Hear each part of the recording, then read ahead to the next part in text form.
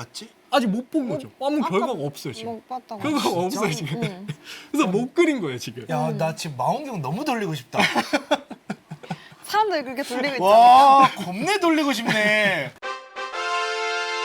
인사할 시간도 많습니다. 여러분의 시간을 낭비해드릴 느리지만 쿨한과 랩미트입니다. 반갑습니다, 교수님들. 반갑습니다. 반갑습니다. 자, 그래서 이제 드디어 비교 이제 시작을 합니다. 좋아요. 네, SS433 대 V4641 SGR, 그러니까 V4641 SGR을 비교를 해볼 건데 네. 이름부터 시작을 할게요. 쉽게. SS는 사람 이름이에요. 사람 두 명이에요. 왜냐면 그 두 명이 봤거든요. 산들레이크라는 사람이랑 스티븐스 이 두 사람이 진짜 많은 천체를 관측을 했어요. 그런 다음에 카탈로그를 만든 거예요. 그런 다음에 그 시절에는 누가 뭐 보면은 자기 이름 붙이던 시절이기 때문에 자기 둘 이름 붙인 거예요. SS 붙이고 그런 다음에 우리가 찾은 433번째다. 그래서 SS433이에요. 오, 신기하네. 네. 그리고 이제 오른쪽 V4641 같은 친구는 V가 사람 이름은 아니에요. 이 친구는. 네. Variable Stars의 약자예요. 경광성이라는 맞아요. 거. 경광성. 네. 네. 그러니까 뭔가 변화하는. 제가 저번 시간에 막 주기를 가지고 변화하는 거 막 열심히 설명을 드렸었는데 시간에 따라 봤을 때, 그러니까 오늘 봤을 때랑 내일 봤을 때랑 다른 거예요. 얘가.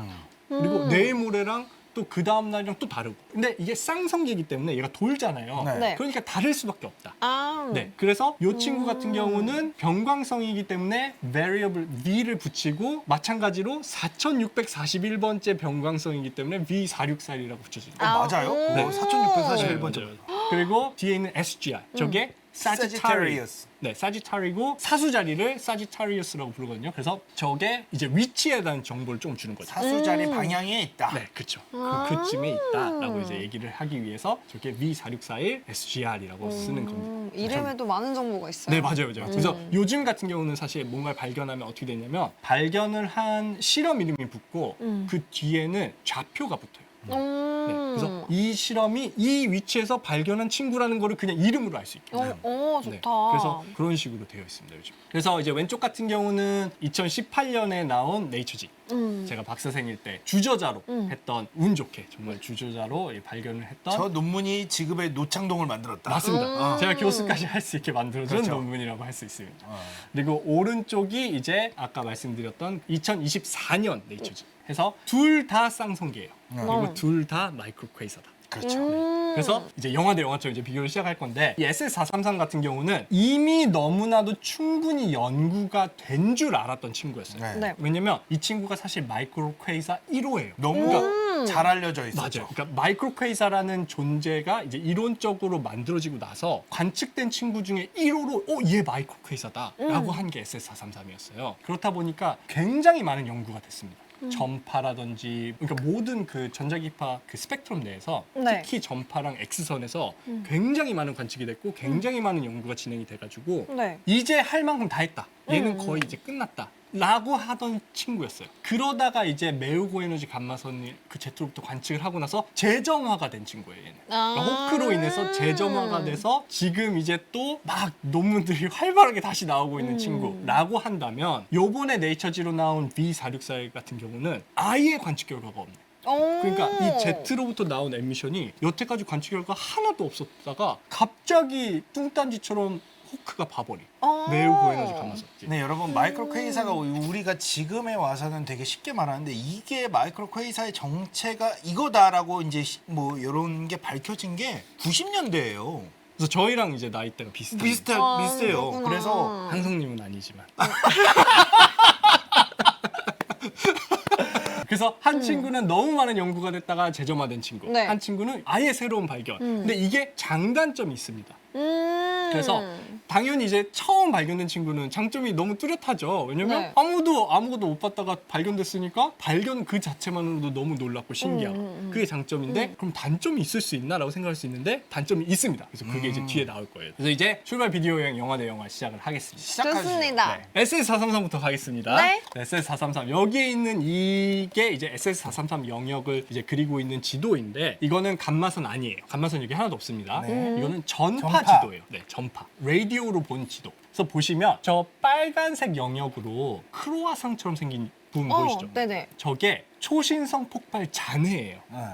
그러니까 지금 저 중심부에 네. 저 하얗게 있는 부분이 저기가 이제 그 쌍성계가 있는 부분이거든요. 마이크로 네. 퀘이사가. 그러면 마이크로 퀘이사 중에 하나가 지금 블랙홀이죠. 네. 네. 그러니까 초신성 폭발 이후에 지금 생긴 거예요. 물론 이 친구는 블랙홀인지 중성자별인지 확인은 안 됐습니다. 네. 근데 어쨌든 초신성 폭발 이후에 지금 생겨난 저 컴팩트 오브젝트란 말이에요. 네. 그래서 저 잔해가 저렇게 있는 게 중심에 마이크로 퀘이사를 두고 주변으로 잔해가 있는 게 전파로 확인이 된 친구예요. 그 말인 즉슨 이 친구는 너무나도 입자들이 상호작용하기에 좋은 환경을 가지고 있는 친구예요. 왜냐면 입자가 많으니까 맞아요, 우주 맞아요. 공간으로 많이 근처에 맞아요. 뿌려놨으니까요. 지금 막 주변에 막 파티가 일어나고 있는 친구나 다름없다. 그렇죠, 그렇죠. 근데 네. 그게 주변과도 영향이 있는 건가요? 네, 영향이 있어요. 그러면은 다른 네. 친구는 혼자 너무 약간 얘는 엑스트로버이고 얘는 인트로버 아니야? 근데 정말 좋은 지적이세요. 왜냐면 이 음. 이론적 해석을 할 때 정말 중요한 게 이 Z의 에너지도 있지만 주변 환경도 들어가요. 맞아. 왜냐면 이 Z에서 나온 입자가 얼마나 주변이랑 잘 부딪힐 수 있는지, 얼마나 음. 잘 상호작용할 수 있는지에 따라서 나오는 감마선의 양이 다르거든요. 음. 그래서 그것도 중요합니다. 근데 이 친구 같은 경우는 그런 굉장히 좋은 환경을 가지고 있는 친구다. 그렇죠. 많은 물질들이 있다, 주변에. 정말 고급 부패의 한가운데 서 있는 친구다. 그래서 이렇게 전파 지도가 지금 있는 상태고 네. 그 위로 검은색 선들 있죠. 네. 저거는 X선 관측 결과예요. 그러니까 전파 지도 위에 X선 결과를 위에 입혀 놓은 거예요. 근데 보시면 정말 신기한 게 X선 결과 저 지도가 저 전파 지도랑 딱 맞아요. 모양이. 그죠? 오른쪽에 있는 친구랑 왼쪽에 있는 친구가 저 빨간색 안으로 네, 빨간색 저- 안에 있죠. 네, 빨간색 안으로 딱 맞아 들어가잖아요. 네. 근데 이게 너무 신기한 거예요. 왜냐면 전파로 봤을 때랑 네. X선으로 봤을 때 이렇게 결과물이 잘 맞을 수가 있을까? 이게 이제 너무 신기한 거죠. 이건 진짠 거지. 그래서 중심부에 보시면 저 검은색 원들이 막 이렇게 있죠. 네. 저거는 중심에 있는 쌍성계, 마이크로 퀘이사로부터 나오는 X선. 그런 다음에 보시면은 안 나오는 부분이 있어요. 중간에. 왼쪽이랑 오른쪽 중간으로 비어 있는 부분이 있죠. 네네네. 이제 더 이상 X선이 안 보여요. 그러다가 갑자기 갑자기? 엄청나게 먼 거리를 지나서 다시 보여요, 저렇게. 네. 이게 무슨 뜻이냐면은 이 Z가 나왔다가 얘네가 죽는 거예요. 에너지를 이제 다 쓴 거예요. 쓰고 이 입자들이 없어졌다가 우리가 이해하고 있지 못하는 어떠한 이유 때문에 다시. 이 입자들이 다시 에너지를 얻는다. 다시 에너지를 얻어서 더 먼 거리를 움직인다. 저게 무려 10에 15승 킬로미터를 움직인다. 100광년 정도 되겠네요. 네, 100광년 정도를 얘네가 움직이면서 계속해서 X선을 쏘는 거죠. 이 스케일도 엄청나지만 이 입자 가속이 도대체 어떤 식으로 일어나는지가 너무나도 궁금한 친구. 그러니까 입자가 Z가 나왔을 때 처음에는 잘 요 빨대처럼 일직선을 잘 나오다가 아무래도 먼 거리를 가다 보면 얘가 점점 퍼지겠죠. 퍼지면서 힘이 빠지는 거예요, 얘네가. 그래서 이제 없어지는 듯 하다가 갑자기 어느 순간 얘네가 다시 모여져서 쫙 가고 있다. 그러면 저기서 뭔 일이 갑자기 딱 그렇죠. 그렇게 사라지니까 되게 네, 신기하네. 그게 너무 궁금하잖아요. 네. 근데 문제는 아무도 모른다. 그러니까 인류가 아예 모르고 있다. 왜 그런지 모른다. 왜냐면은 애초에 제가 왜 생기는지를 몰라. 그러니까 이게 굉장히 많은 연구가 아직도 필요한 친구다. 아. 그래서 이 명칭을 지금 이제 좀 클리어하게 할게요. 네. 왜냐면 우리가 보는 것 자체는 Z가 아니에요. 왜냐면 Z는 말 그대로 입자들이 있는 거고 우리가 입자를 보는 건 아니기 때문에 네. 우리가 보는 저 지역은 Z 로브라고 불러요. LOBE. 저게 귓불이란 뜻이에요. 네. 그래서 저 모양이 약간 양쪽에 있기도 하고 네. 그래서 Z로부터 나오는 저 에미션이 약간 동그스름하게 보이기 때문에 네. Z 로브라고 불러요. 약간 양쪽에 있는 귓불처럼. 네. 그래서 왼쪽에 있는 친구를 East Jet Lobe라고 부르고 그러니까 우리나라 말로 하면 동쪽 Z 귓불. 오른쪽에 있는 친구가 서쪽 Z 로브. 라고 부릅니다. 근데 제가 이제 네. 이게 Z 귓불이라고 하면 자꾸 좀 어감이 이상하니까 그냥 Z 로브라고 할게요. 네, 그렇게 Z 알아들어 주시면 돼요. 그래서 왜 왼쪽이 동쪽이고 오른쪽이 서쪽이냐라고 물어보시죠. 네, 그렇죠. 그래, 네, 그 방금 제가 네. 쪼글쪼글거린 게 그거예요. 왜 반대로 해놨지? 왜냐하면 저희 입장에서 봤을 때 얘가 오른쪽이고 얘가 왼쪽인 거지 제 입장에서는 자기가 이쪽이 오른쪽이고 거울 이쪽이 보고 왼쪽이죠. 있다고 생각하면 되잖아요. 네. 내가 왼손을 들었을 때 오른손을 들고 있다고 보면 되는 거예요. 그 저 친구의 입장에서 저희가 얘기를 해주는 아, 거죠. 반대로. 아, 그럼- 저쪽이 아, 동쪽, 그러네. 이쪽이 서쪽. 그래서 이게 감마선으로 본, 즉 호크가 본 감마선 제트로브다. 그래서 아래쪽에 있는 친구가 지금 네. 이제 약간 틀어져서 그린 거예요. 네. 그래서 아래쪽에 있는 친구가 이스트 제트로브, 어. 위쪽에 있는 친구가 웨스트 제트로브. 어? 근데 여기서 또 신기한 게 뭐냐면 검은색 선으로 그려져 있는 게 아까 보셨던 그 X선 결과랑 똑같은 거예요. 네. 그러면은 X선은 가운데 쌍성계 근처에서도 봤고 양 옆에 이스트 젯 로브랑 웨스트 젯 로브도 다 봤죠. 근데 호크 매우 고에너지 감마선으로 봤더니 가운데서는 아예 안 보여요. 제트 로브에서만 보여요. 왜냐면 그게 신기한 아래에 저 무지개 모양이 있고 위에 무지개 모양인데 가운데는 회색이잖아요. 가운데 없잖아요. 위아래만 색깔이 나오고 있잖아요. 네. 네. 그래서 이게 또 신기한 점 중에 하나였어요. 왜 X선은 가운데는- 가운데는 보이는데 매우 고에너지 감마선은 안 보일까? 근데 이게 또 이제 SS433이 굉장히 활발하게 다시 재점화됐다고 했잖아요. 네. 그래서 제가 말씀드릴 수 없는 무언가가 또 있습니다. 또 있네. 뭐가 이게 또 연구를 하고 있구나. 이게 뭔지 알아요? 계속 나오겠다는 아. 포석이에요. 아니.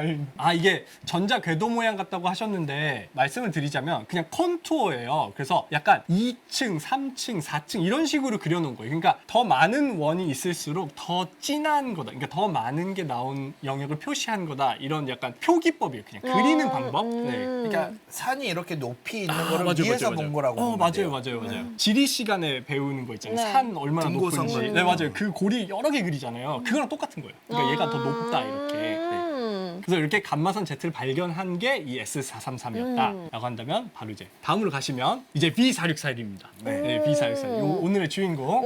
이 친구는 보면 정보가 많지 않기 때문에 네. 요걸 이제 설명을 드리면 동반자별이 있어요. 네. 왼쪽에 있는 파란색. 그쵸. 그리고 블랙홀이 있습니다. 네. 블랙홀이 있어서 저 동반자별이 SS433의 동반자별과 비교했을 땐 질량이 훨씬 낮은 걸로 지금은 판단이 되고 있는데 네. 천체들의 질량을 잰다는 게 쉽지가 않아요. 사실 저희가 멀리서. 그래서 저거는 좀 어느 정도 좀 큰 에러가 있다. 그 정도만 생각하시면 되고 대충 추정치다. 네, 맞아요. 추정치예요. 이렇게만 네. 생각하시면 돼요. 네. 그리고 저 친구들 이제 궤도를 가지고 돌겠죠. 네. 그러면 그 도는 주기가 지구가 태양을 도는 데는 365.251 정도 걸리잖아요. 그렇죠. 근데 요 두 친구 같은 경우는 2.8일. 서로 도는데. 네, 그렇죠. 서로 도는데 3일 정도 걸린다. 어. 네. 아까 SS433 같은 경우는 13일 정도 걸립니다. 네, 그래서 둘 다 굉장히 빨리 돌아요. 아, 그래서. 네. 네. 와우, 지구다라고 써주셨는데 오른쪽에 네, 맞습니다. 지구가 있죠. 네. 근데 당연히 저렇게 가깝지는 않아요. 근데 지구는 엄청 멀리 떨어져 있는 거예요.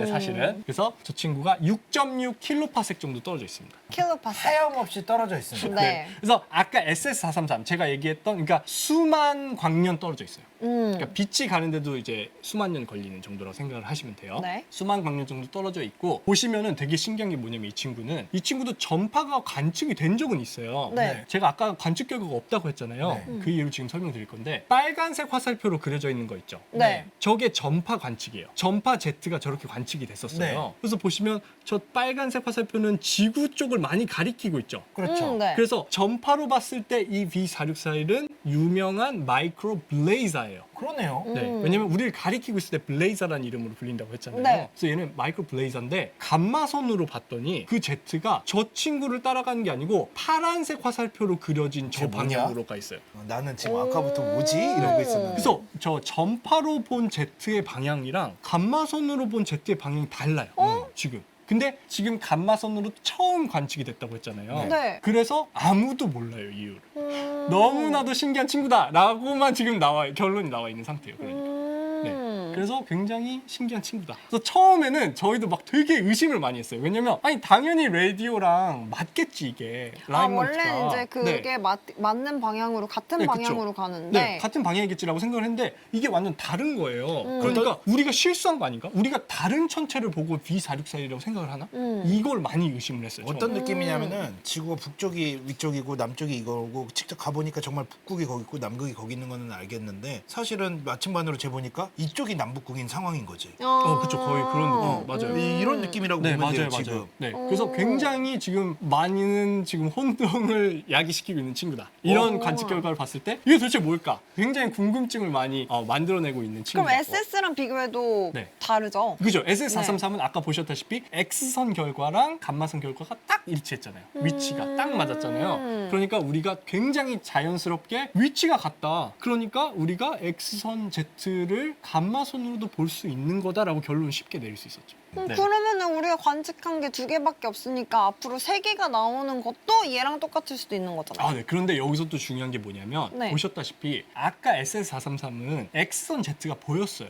네. 그리고 감마선 Z가 똑같은 위치에서 보였잖아요. 이 친구는 X선 Z 로브는 아예 안 보여요. 진짜? X선이 안 보여요, 지금. 지금 안 보여서 호크가 봤잖아요. 네. 그래서 X선 관측소들이 지금 미션을 엄청나게 지금 프로포설이 들어가 있는 상태. 잠깐만. 라디오로 보고 감마레이로 봤는데 네. 근데 전파랑 안 맞아요. 일단 맞지 않습니다. 지금 Z는 그 상태에서 X선은 지금 아예 안 보여요. X선 안 보이고. 아니 근데 어떻게 X선이 아예 안 볼 수 있죠? 그러니까 신기한 친구예요, 친구. 그래서 처음에는 저도 이제 제가 직접 한 게 아니기 때문에 제가 살짝 틀린 정보가 있을 수도 있을까봐 지금 살짝 걱정되긴 하는데 저 강착 원반이 있죠. 네. 저 안으로 지금 라디오 Z가 그려져 있잖아요. 저게 라디오 Z가 굉장히 짧게 지금 나와 있는 거거든요. 네. 네. 관측 결과가. 근데 원래 이제 이론 중에 하나가 제가 알고 있는 이론은 저 강착 원반이 있으면 저게 막는 경우가 있어요. 있어요. 네. 그래서 저렇지 않나라고 이제 호크가 관측하기 전까지는 그냥 자연스럽게 이해를 한 거죠. 그러니까 엑선도 안 보이나 보다. 이렇게 이해를 했는데 호크가 감마선 Z를 보고 나니까 이제 미스테리가 된 거죠. 도대체 이게 뭔 일이냐. 그래서 우리가 어쩌면 열심히 엑선을 관측하지 않은 게 아닐까를 지금 먼저 의심을 하는 거죠. 이게 호크가 보고 있는 Z예요. 네. 그래서 보시면 저 가운데 저 플러스로 V461 SGR이라고 써 있고 저 하얀 선이 가리키고 있는 플러스 사인이 있는데 거기가 이제 이 V461 SGR 그 쌍성계의 위치. 그렇죠. 여기서도 점이겠죠. 네. 한 점으로 있는 거예요, 저기에.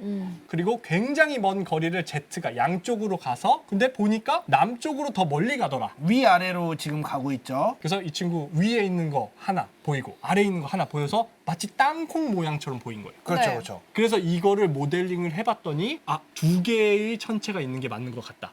그렇게 이제 결론을 내린 거죠. 근데 제가 이게 초고에너지라고 했잖아요. 관측 네. 결과가. 그 이유는 오른쪽에 있는 거는 100TeV 이상의 감마선만 모았을 때예요. 진짜 높은 네, 에너지. 정말 높. 그러니까 왼쪽에 있는 거는 1TeV 이상이라고 되어 있잖아요. 네. 이제 1부터 99는 뺀 거예요. 진짜 네, 높은 1부터 에너지만 99다 나오는 빼고 거예요. 100 이상만 놔뒀을 때 봤더니 그래도 보여요. 그러네요. 그러니까 굉장히 강력한 입자 가속기다 이 친구. 음. SS433보다 훨씬 강력하다.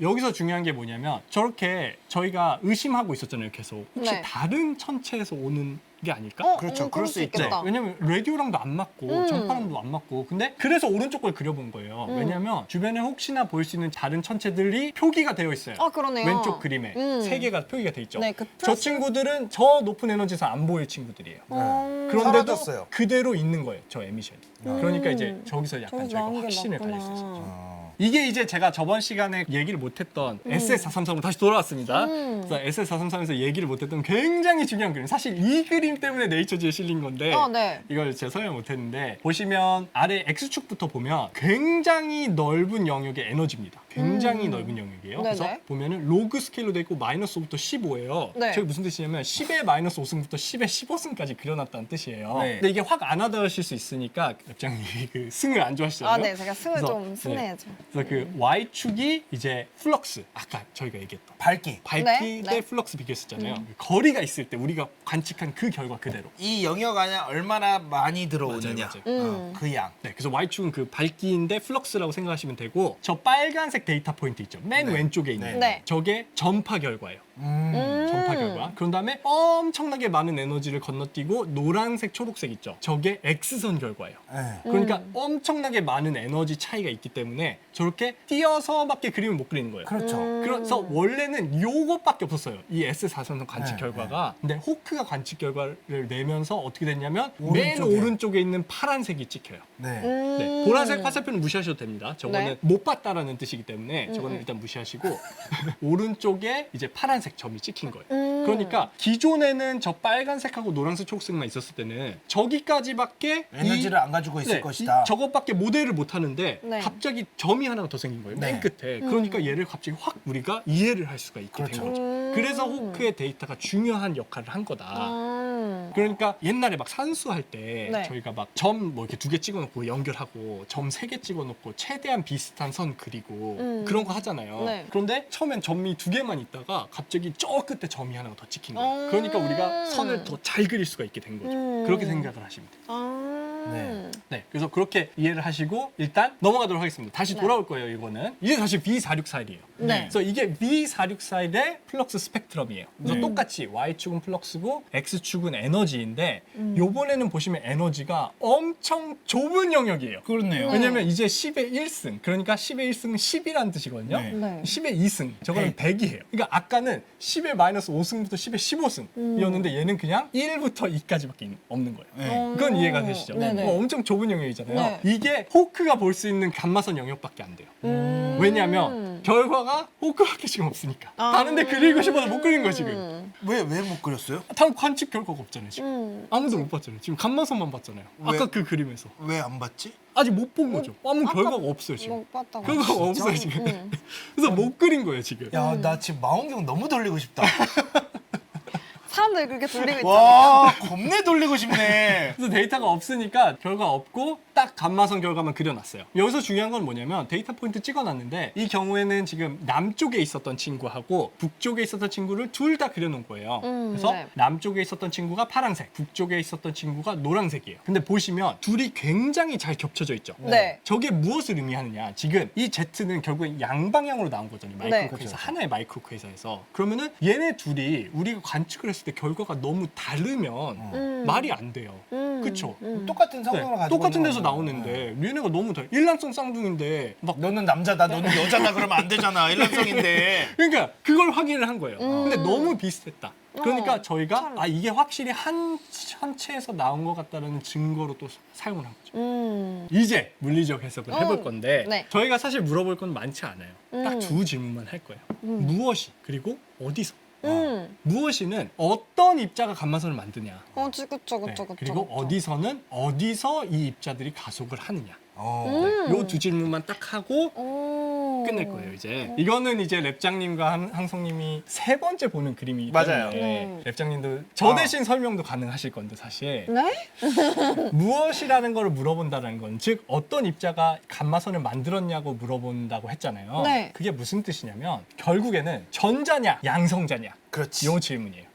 전자가 감마선 만들었습니까? 양성자가 감마선 만들었습니까? 그래서 왼쪽에 있는 게 전자가 만드는 방식인 역컴튼 산란, 오른쪽에 있는 게 양성자가 감마선을 만드는 중성 파이온 붕괴라는 방식. 네. 이렇게 두 가지가 있고 양성자가 특히나 중요한 이유는 만약에 양성자면은 이 천체는 입자 가속을. 우주선을 가속하는 친구일 수 그렇죠. 있기 때문에. 입자가 왜냐면 가속을 우주선의 대부분을 양성자가 양성자. 차지하기 때문에. 근데 우주선이 어디서 오는지 저희가 아직도 모른다고 했고 알아내는 순간 노벨상이라고 했잖아요 제가. 그렇기 때문에 저게 굉장히 중요하다. 네. 그래서 요거를 항상 물어봐요. 그래서 새로운 천체 발견하면 감마선에서 봤을 때는 항상 물어봐요. 이게 렙토닉이냐 즉 전자냐 아니면 양성자냐. 아, 순간 무슨 생각했는지 알아? 노벨상을 타고 있는 나의 모습을 생각했어. 그래서 이 SS433으로 다시 돌아왔어요 저희가. 네. SS433은 이거를 저희가 답을 합니다 최대한. 그래서 보시면 아까 제가 설명드리지 않은 저 선들이에요 이제. 그래서 맨 왼쪽에 있는 저 진한 선 있죠. 저게 전자예요. 전자일 경우에 빛을 만든다면 네. 저런 모양으로 만들 거다라고 모델링을 다 해서 피팅을 해가지고 그러니까 대충 저 데이터 포인트에 맞춰서 그린 게 아니고 네. 실제로 물리 공식이며 수학적 계산이며 이게 다 들어가서 그린 거예요. 네. 그래서 보시면 저게 싱크로트론이라고 써 있어요. 네. 저거는 빛을 만들 수 있는 다른 현상 중에 하나인데 자기장 때문에 가속이 되는 입자가 거예요. 네, 입자가 이제 가속이 되면은 빛이 나오는 현상이에요. 근데 그 친구들은 보통 전파랑 X선을 많이 만들어요. 맞아요. 그래서 전파랑 X선에 맞춰서 그림이 그려져 있는 거예요. 근데 호크의 데이터 포인트는 오른쪽에 있다고 했잖아요. 네. 호크의 데이터 포인트가 있기 전까지는 저 오른쪽은 아예 피팅이 안 되는 거예요, 지금. 그릴 생각도 안 한 네. 거죠. 그릴 왜냐면 수가 없는 거죠. 네. 그릴 수가 없는 거죠. 근데 호크의 데이터 포인트가 있으니까 저기에 그린 저 점선은 뭐냐면 저것도 전자인데 인버스 컴퓨터. 그죠. 아까 방금 봤던 왼쪽에 있던 역컴튼 산란. 역컴튼 산란의 공식을 갖다가 모델링을 해서 저기다 넣으면 저렇게 피팅이 되는 거예요. 저 호크의 데이터 포인트에 맞춰서. 그래서 이렇게 봤더니 하나의 전자가 저 싱크로트론도 하고 인버스 컴퓨터도 하는 거예요. 그러니까. 그래서 둘 다 해서 맞춰봤더니 잘 맞네. 그러니까 전자일 가능성은 충분하다. 전자로부터 나왔을 가능성은 충분하다. 왜냐면은 저 아래 굵은 점선 있잖아요. 네, 회색으로. 네. 저게 아까 두 번째로 말씀해주신 중성 파이온으로 나왔을 텐데 거기에는 지금 안 맞잖아요. 네. 근데 이제 조금 정확히 설명을 드리면 저 친구는 사실 피팅을 안 했어요. 저희가 일부러. 왜냐하면 저 양성자의 에너지를 1 페타 일렉트론 볼트로 맞춰놨어요. 네. 그 이유가 뭐냐면 1 페타 일렉트론 볼트 자체가 이미 SS433으로부터 나오는 Z는 워낙에 비효율적으로 나오기 때문에 물이다. 그러니까 1PeV도 물인데 1PeV에 맞췄는데도 호크 데이터 포인트까지 못 올라간다. 아. 그러니까 양성자로부터 나왔을 확률이 좀 낮다. 그렇게 이제 결론을 내린 거죠. 이런 이론적 해석을 통해서. 그래서 그렇군요. 이렇게 저희가 이제 설명을 이렇게 한 거죠. 아, 그래서 알겠습니다. 전자의 확률이 높다. 네. 그럼 미사륙사이론은 뭐냐? 전자냐 양성자냐? 하면은 답을 할 수가 없다. 아. 왜냐면 감마선 데이터가 있으니까. 아. 그런데 하지만 양성자였으면 그렇게 하고 좋겠다. 끝내면은 재미없잖아요. 그죠? 네. 그래서 실제로 양성자의 확률이 좀 높아요. 왜 네, 그렇게 왜냐면 생각하는- 좀 달라서. 스펙트럼이 굉장히 하드해요. 지금 보면은 이 스펙트럼이 지금 X축이 오른쪽으로 갈수록 높잖아요, 에너지가. 근데 얘가 거의 안 떨어지고 쭉 플랫하게 가죠. 아, 근데 이게 양성자의 유명한 증거들 중에 하나예요. 양성자로부터 감마선이 나왔을 때 이게 굉장히 플랫하게 나와요. 전자는 굉장히 효율적으로 에너지를 잃기 때문에 빠르게 뚝 떨어지거든요. 근데 얘네들은 쭉 뽑아내요. 그래서 에너지가 감속 없이 쭉 간다. 네, 네. 음. 그리고 또 하나 있습니다. 엑스레이 Z를 못 봤다. 왜냐면 아까 X선 싱크로트론 나왔잖아요. 그거 전자여야지만 나와요. 아, 오, 근데 지금 X선 못 봤죠? 오. 네. 그러니까 이거 양성자 아니야? 아. 그거에도 맞는 거예요, 지금. 아 근데 이거 처음이잖아 양성자로 본 거는. 아, 근데 보통 모델링을 하다가 양성자인 것 같다라고 나오는 경우는 꽤 있어요. 그것만으로는 부족해요. 왜냐면 우주선 전체 양을 설명을 할 수 있어야 되기 때문에 그거에 부합하진 않지만 그래도 마이크로퀘이서가 양성자를 통해서 감마선을 이것만 해도 벌써 이제 들썩들썩이긴 하죠. 그렇죠. 왜냐면 마이크로퀘이서가 그렇게 강력한 친구였어? 우주선에 컨트리뷰션을 한다고? 이렇게 되는 거죠. 일단 그래서 양성자의 확률이 높다라고 얘기는 했지만 그렇죠. 결국에는 다른 영역대에서 관측을 해봐야 아, 그럼요. 우리가 확답을 할 수 있다. 그래서 나- 오른쪽에 보시면 같은 우주더라도 다른 빛으로 봤을 때 얼마나 다르게 보이는지를 보여드리는 거거든요. 그래서 저렇게 확인을 해보면 이제 저 결과들 기다리면 뭔가 또 이론적 모델이 빌드가 되겠죠. 아 그러니까 기다려야 되는데 난 찍고 싶단 말이지. 아 왜냐면 있거든. 찍을 그쵸? 수 있는 게 있어. 네, 왜냐면 우리나라도 전파망원경 있고 그거 딱 돌려가지고 보면 보여요. 긴급 프로포절 할 수 있거든. 아, 그래서 이제 지금 이미 X선이라던가 막 전파라던가 다 보고 있습니다. 다 보고 있고 감마선은 다른 실험들이 이미 결과 다 뽑았어요. 왜냐면 저도 다 봤거든요. 다른 실험들 결과를 다 봤어요. 다른 거 어디까지 보셨어요? 다른 전파도 실험, 예를 들어 보셨어요? 전파나 이제 X선 같은 경우는 아직 그 프로포절만 들어간 걸로 저는 알고 있고 제가 알기로는 저 잘 모릅니다. 제가 아니 뭐 말했다시피 들어갔다고 다 되는 건 아니거든. 네, 제가 그렇죠, 맞습니다. 굉장히 재밌는 상태다 이 친구는 말 그대로 그 데이터가 없기 때문에. 근데 제가 아까 단점이라고 얘기를 했잖아요. 그게 이거예요. 다른 데이터가 없기 때문에 이론적 모델링을 SS433처럼 할 수가 없고. 잘 할 수가 없어요. 그래서 다른 질문들에 대한 답을 거의 못 해요. 그래서 이제 어디서만 하면 되는데 다시 SS433이에요. 네. 그래서 이게 SS4 네. 아까 꽈리 네, 저기 뭐야. 그래서 이렇게 동반자별로도 오. 되게 흡수가 돼가지고 네. 저렇게 강착 원반이 생기고 위아래로 저렇게 Z가 나오고 있는 걸 이게 당연히 진짜 찍은 거 아닙니다. 맞는 거예요. 네, 그래서 이 Z가 이제 프리셋을 하기 때문에 저렇게 코크스크루 모양으로 나온다. 그거 제가 저번에 네. 설명드렸던 거 꽈리 기억나시죠? 모양으로 꽈리 나온다. 모양. 네. 그래서 이제 보시면은 이렇게 나오는데 아까 말씀드린 대로 이게 아까 그 가운데 있었던 그 원들이라고 생각하시면 돼요. 이 정도 영역까지는 X선이 보이는데 저기를 지나서면 이게 이제 저기는 점이죠. 네. 한 점으로 지금 보이잖아요. 제가 그래서 점이라고 했던 이유고 저기서 엄청 멀리 아무것도 안 보이다가 네. 갑자기 저렇게 X선이 다시 보인다. 저렇게 멀리 떨어져 있는 거예요. 네, 저렇게. 네. 그러니까 저 입자들이 도대체 어떻게 저기서 다시 모여가지고 가속이 돼서 다시 저렇게 X선이랑 감마선을 만드는 거냐. 왜냐면은 처음에는 가속하는 거는 되는데 저 중간에서 왜 갑자기 가속이 되냐는 거죠. 그렇죠, 그렇죠. 그러니까 어. 저기서 도대체 얘가 에너지 어떻게 얻는 거냐. 진짜 궁금하다. 네. 그래서 이게 저 어디서랑 이제 연관이 되는데 이게 이제 아까 방금 보셨던 그 그림 오른쪽에 있는 게. 네. 저 그림은 근데 이제 당연히 아티스트가 그린 거고 네. 이제 왼쪽에 있는 게 실제 우리가 감마선과 X선으로 관측했을 때의 결과물이잖아요. 네, 네. 그래서 저거를 이렇게 돌렸을 때 네. 요거랑 저렇게 매칭이 보이는 되겠죠. 거예요. 네, 이렇게 네. 지금 저희가 보고 있는 상황인 거겠죠. 그러면은 우리가 어디서 즉 이 입자들이 어디서 가속을 하느냐를 이제 질문을 할 건데 일단 가장 쉬운 답은 당연히 엔진이 있는 곳, 즉 이 쌍성계가 있는 중심부 아니냐. 네. 거기서 Z가 나오니까 입자들이 거기서부터 시작을 하는데 거기서 입자 가속이 일어났겠지. 거기서 입자들이 에너지를 얻었겠지. 라고 답을 하는 게 당연한데 그렇죠. 저희가 그게 정말 당연한가를 한번 조사를 해본 거예요. 계산을 해본 거죠. 네. 그렇죠. 그거를 어떻게 조사를 하느냐 저희가 그러면 이거는 제가 예시를 조금 생각을 해봤습니다. 항성님으로 예시를 들어볼게요. 네. 항성님이 이제 이게 랩미팅 끝나면 퇴근을 하실 거잖아요. 네. 네. 그래서 집에 가서 집에 불이 들어오면 네. 집에 귀가를 하셨겠구나. 그렇죠. 라고 저희가 생각할 수 있잖아요. 그렇죠. 그 빛을 관측하는 게 저희가 감마선을 관측한다고 생각을 할게요. 그러면 여기서 저희가 항성님이 여기서부터 항성님의 댁까지 얼마나 먼지를 알고 있다고 할게요. 거리를 알고 있고 그리고 항성님이 얼마나- 어떤 차를 타고 가는지도 알아요. 그러니까 어떤 속도로 네. 이동하는지를 알아요. 네, 그것도 알지만 또 어떤 차고 그 차의 연비를 알아요. 저희가. 아, 네. 그리고 그 차가 가지고 있는 기름의 양을 알아요. 저희가. 네. 그러면은 그 모든 거를 다 계산을 해보면 이 차가 댁에 도착하기 전에 퍼졌겠다. 또는 그렇지.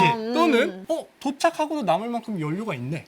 이게 계산이 가능하잖아요. 그렇죠, 그렇죠. 연비도 그렇죠. 알고 연료 양도 알고 거리도 아니까. 네. 그런데 항성님이 꼭 차를 타고 갔으리란 법은 없어요. 알고 봤더니 오토바이도 있어. 그쵸? 오토바이도 있고 뭐, 택시 갑자기 그죠? 뜬금없이 그것도 할 있고 수도 한데 있고. 대신 항성님이 사용할 수 있는 연료는 연료통에 들고 있는 연료예요. 그래서 그걸로 채우고 가셔야 돼 무조건. 아, 오케이. 그러면은 어쨌든 가장 연비가 좋은 방법이 그것만 계산을 해보면 도착을 하실 수 있을지 없을지를 알 수 있잖아요.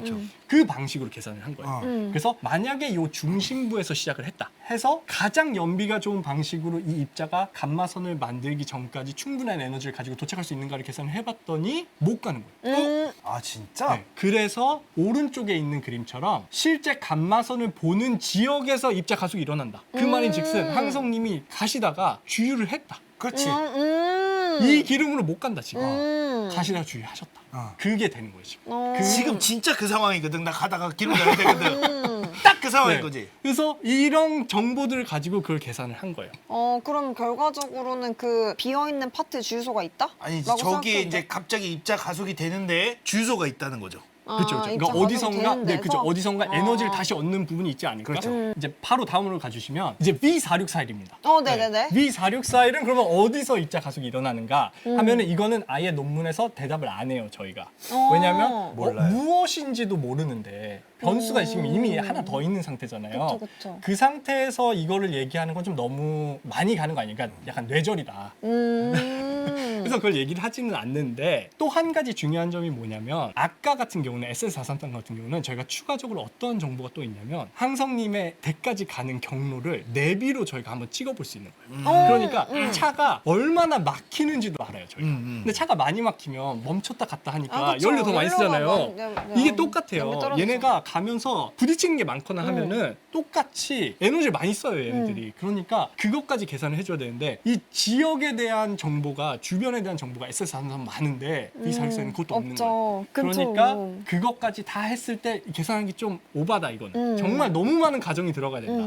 그래서 그건 좀 힘들다 해서 V464일은 모른다. 그렇기 때문에 말씀드린 대로 첫 관측이기 때문에 단점이 이런 걸 계산할 수가 없다. 네, 이렇게 되겠습니다. 그다음에 이제 마지막으로 정말 마지막으로 어떻게 사실 이것도 이제 질문 중에 하나인데 네. 그 이론적 질문 제가 두 개라고 했는데 사실 세 번째로 어떻게도 있기는 해요. 근데 이거는 다음에 기회가 되면 제가 말씀드리는 걸로. 왜냐면 이거는 인류가 정말 풀고자 하는 숙제 중에 하나일 뿐더러 그러니까 정말 모르고 있고 현재 인류 관측 기술로는 알 수 없는 단계. 와. 그래가지고 이거는 정말 힘듭니다. 그리고 이제 항성님은 아시겠지만 유명한 분이죠. 페르미. 네. Fermi Acceleration. 아, 1, 원. 2 있잖아요. 있죠. 그런 것들이 다 이러한 방법들을 제시한 거거든요. 아 진짜. 그러니까 막 이런 방법도 있지 않을까 저런 방법도 있지 않을까 그러니까 도대체 SS433은 어떻게 이 입자들이 중간부에서 갑자기 에너지를 얻었을까 그거를 끼워 맞출 수 있는 이론 모델들을 열심히 또 찾겠죠 이론가들이. 그런 것들이 이제 example들이 있는 거죠.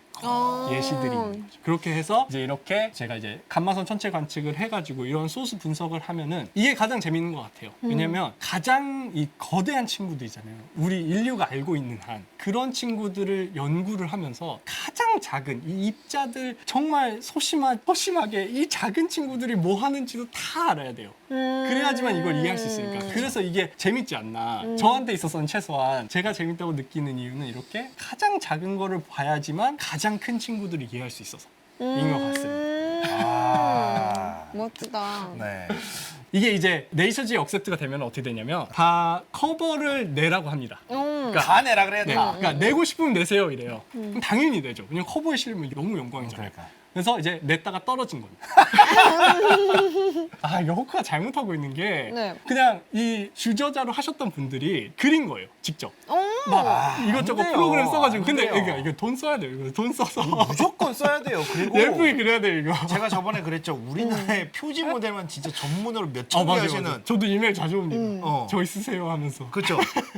그분 짱이세요. 네. 그냥 그렇게 돈 써야 됩니다. 네. 그래서 이제 보통 그렇게 하면 이제 인터뷰를 막 해가지고 설명 많이 드리고 막 하면 그런 멋있는 그림 그려주시는데 딱 봐봐요. 그냥 그렸잖아요. 근데 예쁜데? 왜? 아, 근데 진짜 커버를 보셔야 돼요. 표지를 못 봐서 그래. 진짜 커버들 보시면 정말 와 이렇게 그리는구나 할 정도로 멋있는 것들이 많아서 아니면은 정말 대충 그려도 되는 경우는 정말 세기의 발견 이러면은 상관없어요. 내신 이거는 무조건 너네가 커버야 약간 이렇게 되는데 심지어 이건 무조건 너네가 커버해야 되는데 저렇게 그러면 야 진짜 이게 너네가 생긴 최선이니 물어봐요.